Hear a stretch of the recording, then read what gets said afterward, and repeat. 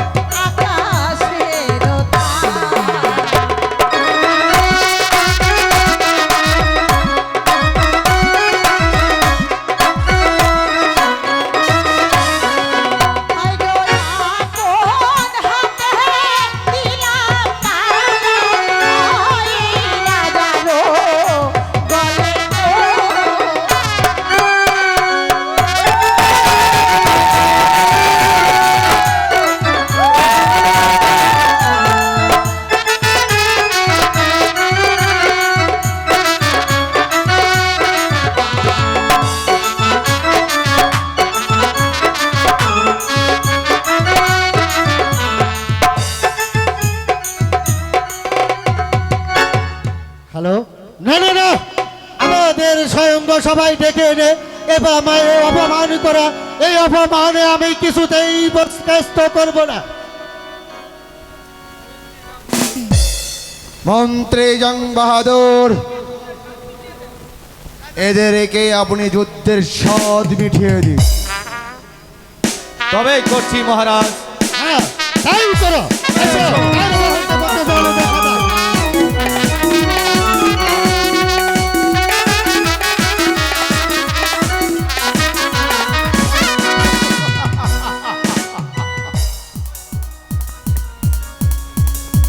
চন্দ্রমোহন ভয়ে পালিয়ে গেল।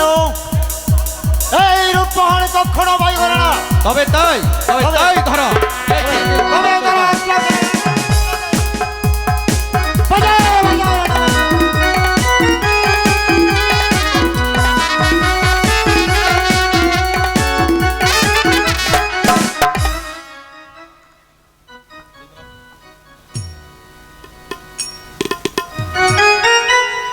শোনো রানী, তোমাকে নিয়ে আমি আমার রাজপ্রাসাদে যাব। কিন্তু মহারাজ আপনার কাছে আমার ছোট্ট একটি আর্জি আছে। বলো রানী, কি সে তোমার কিসের আবদার? মহারাজ আমার না একখানা সিন্ধুক আছে, সেই সিন্ধুকখানা আমি আমার সঙ্গে করে নিয়ে আপনার প্রাসাদে যেতে চাই।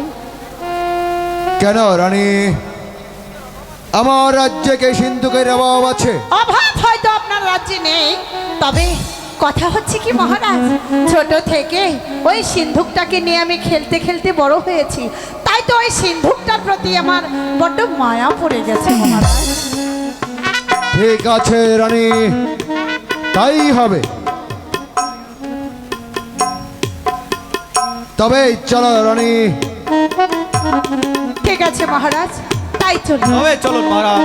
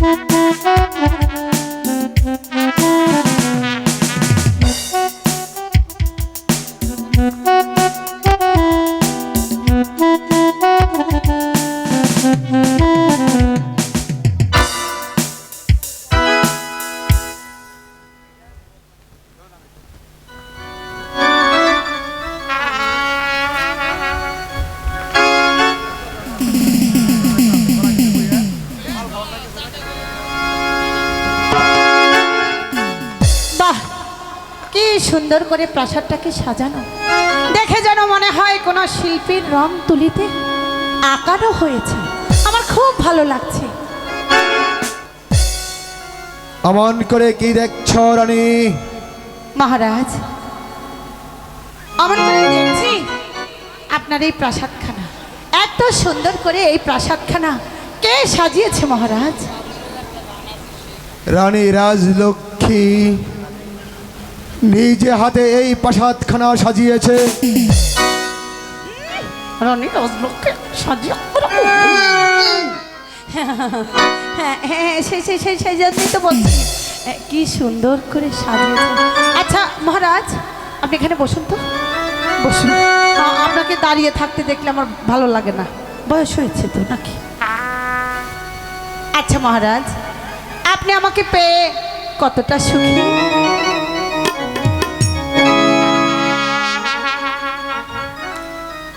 আগে তুমি বলো, তুমি কি সারা জীবন আমার পাশে থাকবে? আমি আছি, থাকবো, ভালোবেসে মরব, দোহাই লাগে তো আমারে পাগল কইরো না, দোহাই লাগে তো আমারে পাগল কইরো না। আমি আছি, থাকবো, ভালোবেসে মরব, দোহাই লাগে তো আমারে পাগল কইরো না, দোহাই লাগে তো আমারে পাগল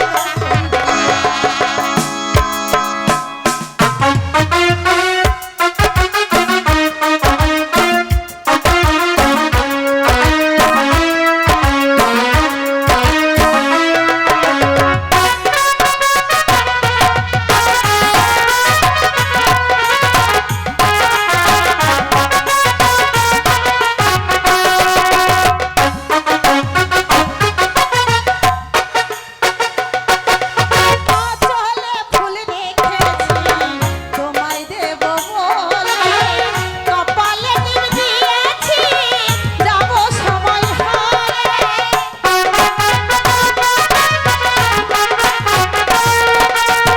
চলে ফুল রেখেছি তোমায় দেব বলে, কপালে টিপ দিয়েছি যাব সময় হলে, দোহাই লাগে তোমার ঘরের বাহির কইরো না, দোহাই লাগে তোমার আমার পাগল কইরো না।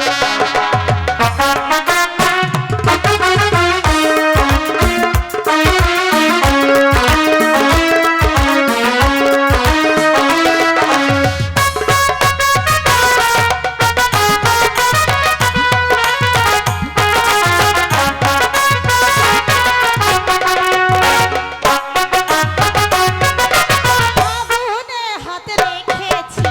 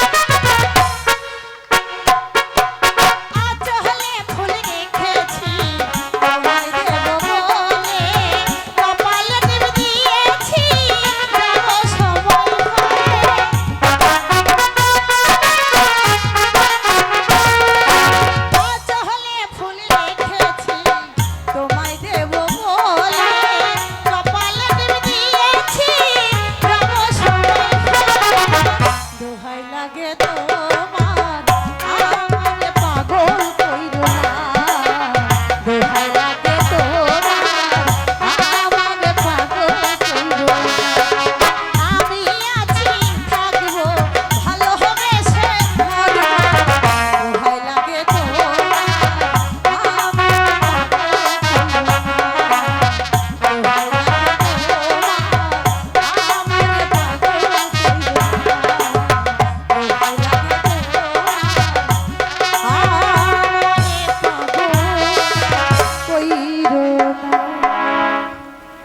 আচ্ছা মহারাজ, আমি পারস্পরিক শুনতে পেরেছি আপনার নাকি দুটো ছেলে সন্তান রয়েছে। হ্যাঁ রানী, তুমি কি পারবে রানী ওদেরকে নিজের সন্তানের মতো করে লালন পালন করতে? অবশ্যই পারবো মহারাজ, কেন পারবো না, কারণ আমিও যে মায়েরই জাত। শুনে খুশি হলাম রানী। আই কে আছিস? সেনাপতি মীর কাসেমকে রাজদরবারে পাঠিয়ে দে। মহারাজার জয় হোক, মহারাজার জয় হোক। একই মহারাজ, প্রাসাদে নারী। সেনাপতি মীর কাসেম, আমরা শিকার করতে করতে ক্লান্ত হয়ে পড়ি। জল পিপাসা নিবারণ করতে গিয়েছিলাম ওই অজয় রাজার রাজপ্রাসাদে। সেখানে গিয়ে দেখি স্বয়ংবর সভা। দুর্ভাগ্যক্রমে আমার এই গলায় মালা পরিয়ে দেয়, তাই তাকে প্রাসাদে নিয়ে এসেছি। মহারাজ, আপনি কি রানী রাজলক্ষ্মীর প্রতিজ্ঞার কথা ভুলে গেছেন? না মহারাজ, এ কখনো হতে পারে না।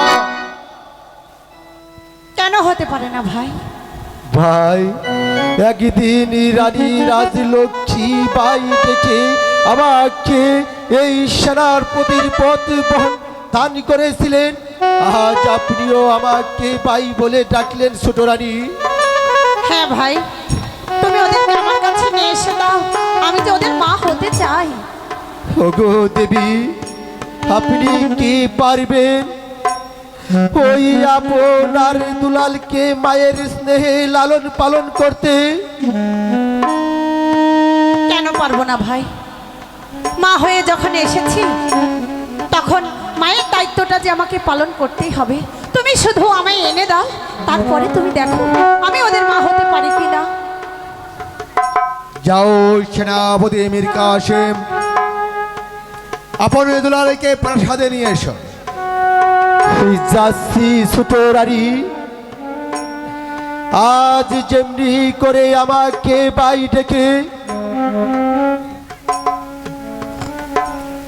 আমাকে যে সান্ত্বনা করলেন, যদি আপনার দুলালকে মায়ের স্নেহে লালন পালন করতে পারেন, তাহলে আপনাকে হাজার হাজার সালাম।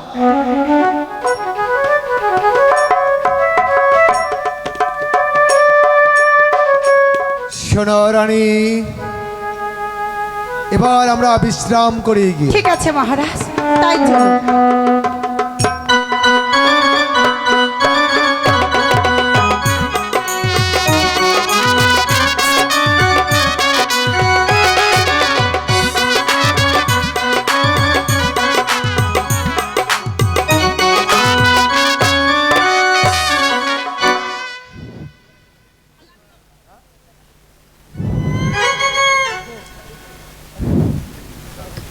এখন আমাদেরই মাঝে আমার এই ছোট ভাই, আমাদের কল্যাণের চেয়ারম্যান পদপ্রার্থী